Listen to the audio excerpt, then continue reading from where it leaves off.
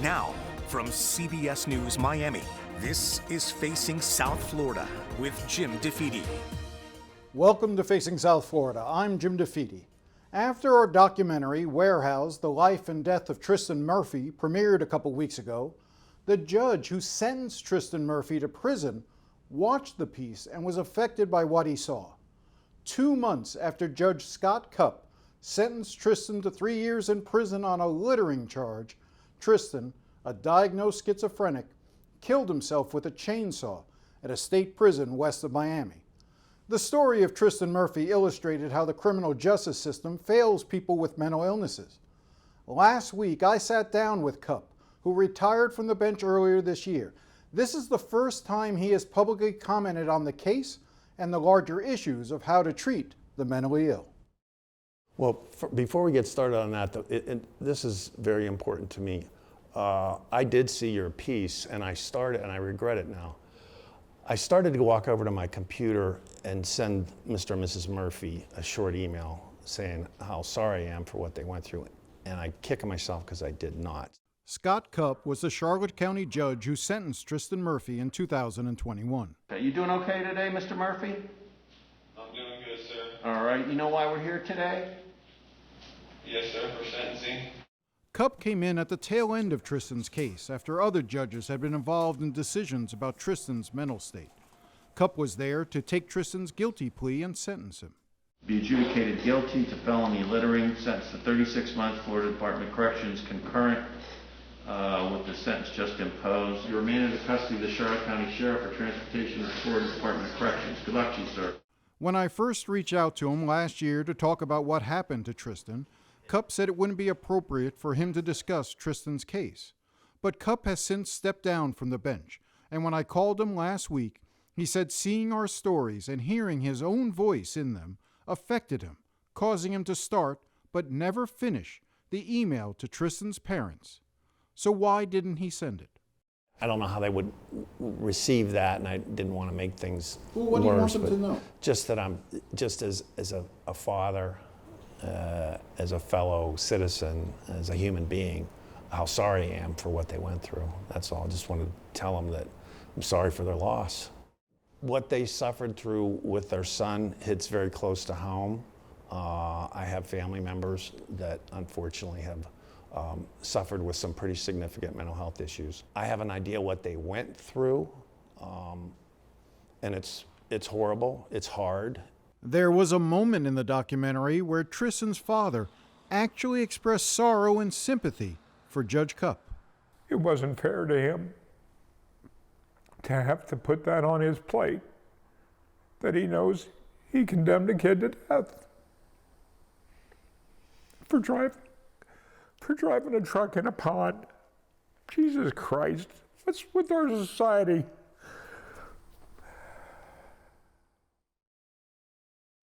Wow, just very gracious and forgiving spirit. I don't know if he's worked through the anger at all of us. I think the mom still has the anger. I don't blame either one of them. We can dissect why and what happened, but at the end of the day, it doesn't, it sounds trite, but it doesn't bring Tristin back to them, and I know that. Dissecting what happened in Tristin's case is a complex affair that boils down to a simple fact. Jails and prisons have become warehouses for the mentally ill, and that treatment is virtually non-existent. When you go to judges school, they would use the expression, these are the tools that you have in your toolbox. Well, using that analogy, we don't have enough tools in our toolbox to deal with competency and NGI and the mental health issues that the courts are faced with. I always felt and not just me, I'm sure all judges feel that way, just don't have the tools to adequately deal with it. You do the best you can. From a professional standpoint, I don't know that I could have done anything differently. That maybe sounds a little cold or cruel. From a personal standpoint, it's heartbreaking. It's just absolutely heartbreaking on so many different levels. One of the issues exposed in our reporting was on competency restoration, the process where a person who is found to be mentally incompetent is sent to a state hospital where they are stabilized and then sent back to court to almost always plead guilty. I don't want to say it's a joke, that's too cavalier, but it's not effective. It's just keeping the train moving. We've got these cases, we've got to deal with them. We can't, in theory, what you're looking for is moving the cases through the system. That's what judges are, what we're paid to do. We do justice, but you also, you got to move the cases or the whole system backs up. Under state law, once a judge declares that a person is mentally incompetent, the state's Department of Children and Families, known as DCF, has 15 days to get that person to a treatment facility.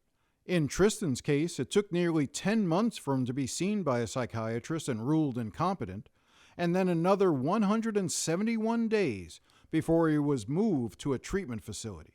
Cupp said he saw delays like that all the time. We spoke briefly before we went on, and you pointed out the statute, which is constantly being violated. And I guess one of the solutions is that we start holding organizations like DCF and these hospitals in contempt, but that's not going to solve anything. It might. Maybe if you start holding the DCF secretary before judges, then suddenly there'll be a drive to create additional bed space. Well, it would bring attention to it. The solution to this lies in the big L word, the legislators. You got to, and I really like Judge Leichman's idea of urging the Supreme Court to hold a summit and get all the players, and then start with some, not for, looks and eye candy, but let's really sit down and see what changes we can make that make sense and that work towards solving the problem. One of the players needs to be the state attorneys and, and the police, but not so much the police, because they have an extremely difficult job. But who do the state attorney's offices choose, and they have the discretion to put into the system? Once they're in the system, judges are stuck. They got to deal with the cases. They got to move them. Well, let me ask you, in this case, the driving the truck into the pond and being charged criminally and prosecuted for third degree or felony of littering, a littering charge. Is that a case that should have been brought? I could say this now because I'm off the bench. Does it seem a little excessive? Yes, it does. Yes, it does. Could there have been another way to deal with that and handle that? Absolutely. How much of your time as a judge is spent dealing and navigating with defendants who have mental illnesses? I'd have to sit and break it down, but it was too much. Because the rest of the cases, by and large, they're easy. You get maybe motions to suppress that take some time. You write some orders. You have other motions to deal with. But when you have somebody, I would say one person with the kind of mental health issues that we're talking about, they're probably worth another, 10, 20 regular inmates who don't have those issues. In other words, for every person you're dealing with a mental health issue, it's almost the equivalent of 10 cases. Could be. That's just something off the top of my head. As far as time spent in court, time looking at reports, time trying to get somebody to come in and evaluate them, they're just a nightmare. They're a nightmare for everybody. Cupp points to the work Judge Steve Leifman has been doing for years in Miami, creating a system that diverts people with mental illnesses out of the jails and into treatment programs where they can get the care they need. We're all just jealous of him because he's got, I would joke a few times. I had, you have friends and they have usually, adult sons or daughters that they only have so much control over, and their fear is that they're this far from committing crime. And I remember, now that you mentioned, I remember joking with one of them, can you get them to move down to Dade County? Because of that. And they were like, and I said, well, and then I started telling them about what they're looking. I said, if it happens where you live now, whew, you're in for a world of hurt. If you get down there, he's got a chance. So that's sad. Depends on where you live. Should it be that way in the state of Florida? Absolutely not. It shouldn't be that way. It shouldn't be like that anywhere. Cupp said he continues to hope the legislature will tackle this issue in their upcoming session in January. You need some folks in the legislature who I think maybe or might be ready to start coming around to start championing the cause and looking at it.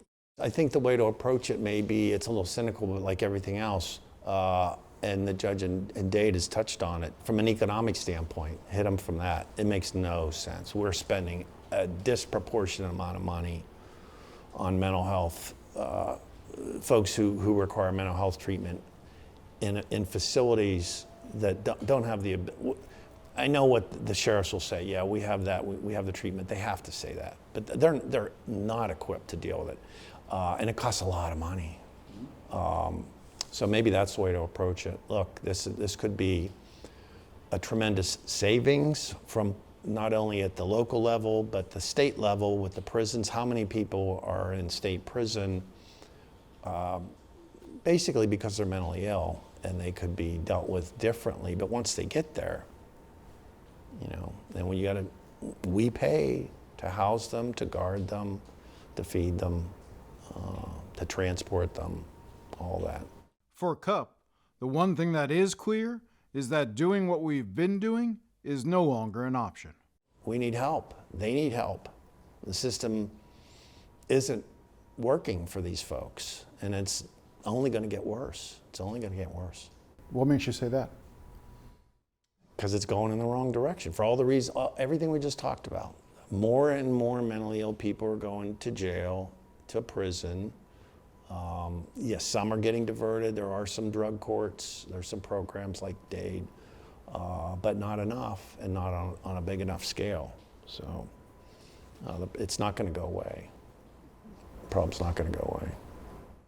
When we come back, we talk to one of the key legislators in Tallahassee who agrees more needs to be done.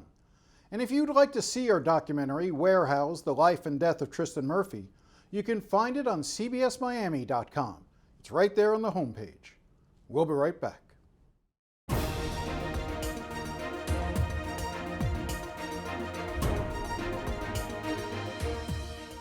Welcome back. State Senator Jennifer Bradley is the chair of the Appropriations Committee overseeing criminal justice. She has taken a serious interest in making reforms to how the mentally ill are treated in the criminal justice system, and has been sharing our documentary with her colleagues. Yeah, the watching that documentary was heartbreaking.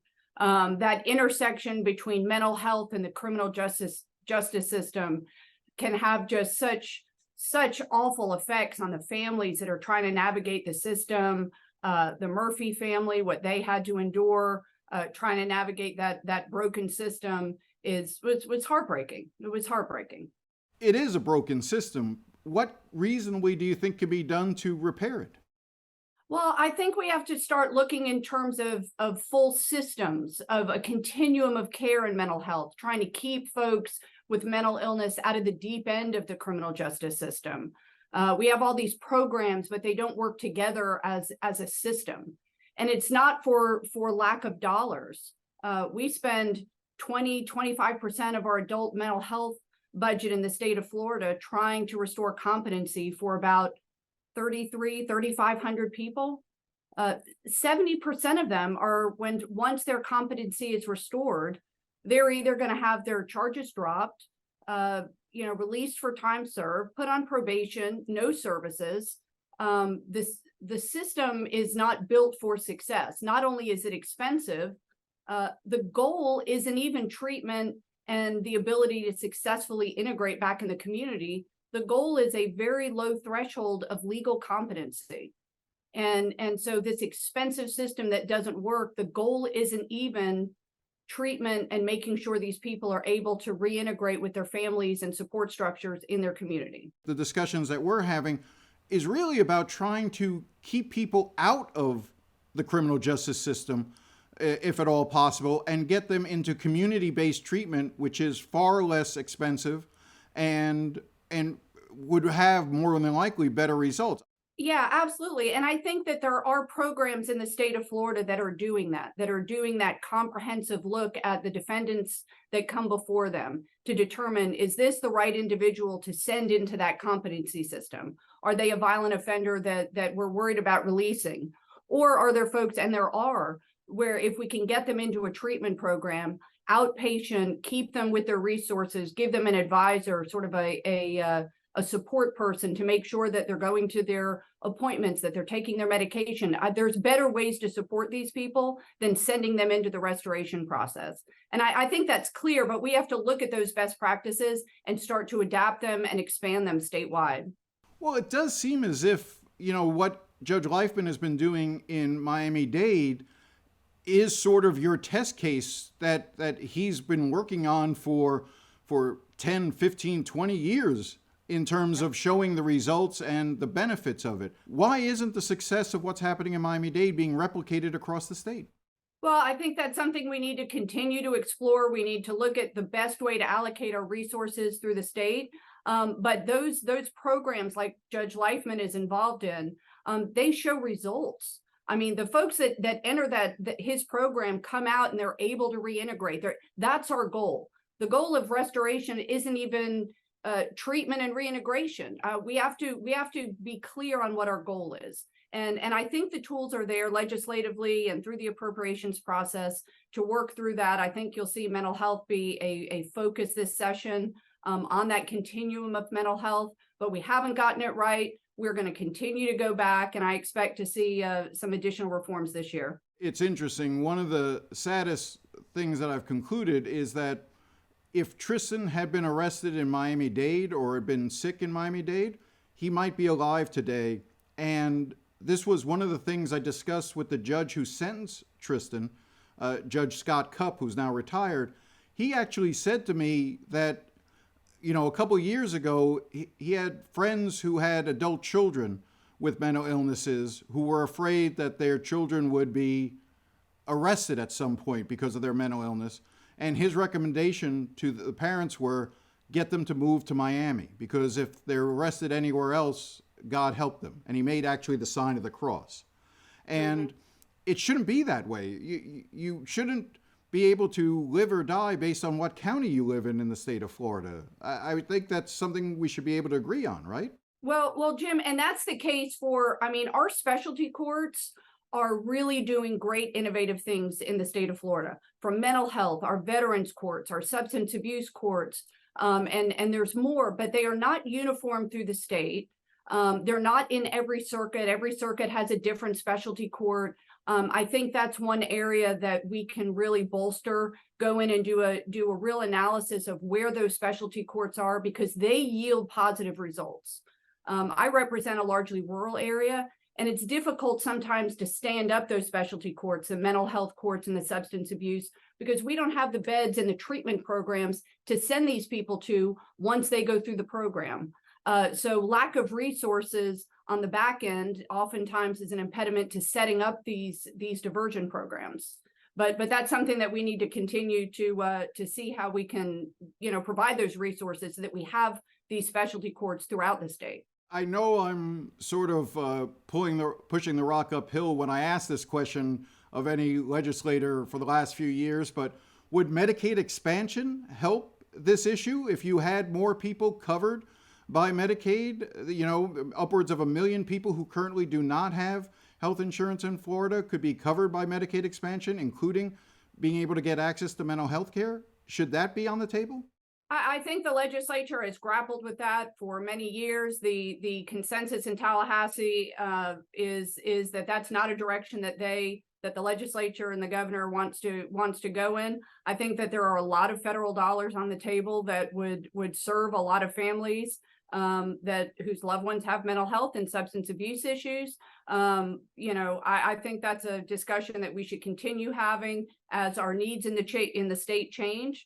And keep looking at that and determining whether or not that's still the best course for our state, because there's a lot of federal dollars there to support Floridians. I think we're now one of just 9 states in the country that does not accept the Medicaid expansion dollars from the federal government. You know, we've even seen a lot of red states vote to take that money, but I'll leave it there. One of the things, though, that you and I have talked about as well is accountability, that legislators can pass all the bills you want in terms of requiring that certain things be done, but where is the accountability, you know, to make sure that those bills are properly enacted? So, for instance, one of the things, because I know that the issue of competency restoration is one you've worked on and you've tried to offer some solutions, but reality is the statute says that once a person is found incompetent to proceed by a psychiatrist in a court, that they have to be, it's not an option, that they cannot be held in a local jail for more than 15 days, that they have to get a bed. And I think right now we're seeing a lot of people, maybe a couple of hundred, with 150 days or more in the waiting. How do you reconcile, and what do we do about if DCF isn't able to or refuses to abide by state statute that requires them to find a bed within 15 days? Yeah, and last month there was 400 individuals waiting for transfer for competency restoration. About 250 of them were beyond the 15-day mark. But really it's driven by bed space and access to the resources. So one of the bills I filed and passed last year was a bill to give DCF a little bit more flexibility in designating what a forensic facility is outside of a state mental hospital. Because the last thing you want is to set someone on a process to get towards competency restoration and then just have them languish and deteriorate further in the jail before that transfer even takes place. And that happens at the other end too. Once they've regained competency, sometimes there's not the capacity at the jail to receive them back. And so they regain their competency and then they sit in the state prison before they're transferred back. So we've tried to streamline it. But access and number of beds is an issue, which is why we need to be more selective about who we're putting into this program, and who we are choosing is our best money spent on restoration. And I'm not sure we've got that right. In other words, another way to say it is who needs to be in the criminal justice system as opposed to being dealt with in community-based healthcare. So again, if you try to limit the number of people actually being arrested because, in essence, they're mentally ill, and find treatment for them, that ultimately resolves the problem of if you've got someone with a serious mental illness who has committed a serious felony, who needs to be incarcerated, but also needs to then be restored to competency so they can be tried, there are more beds available for them at that point because we're taking the low-hanging fruit, as it were, off the table.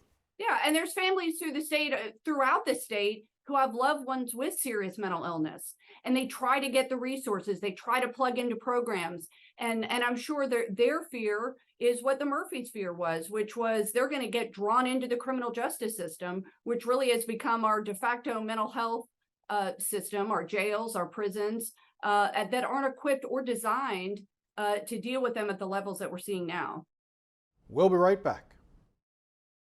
Thanks for joining us. If you'd like to contact me, my email is jdefede@cbs.com, and you can follow me on the app previously known as Twitter @DeFede. Now, we're off next week for Thanksgiving, so enjoy your Thanksgiving time off. And as always, thanks for watching and have a good day.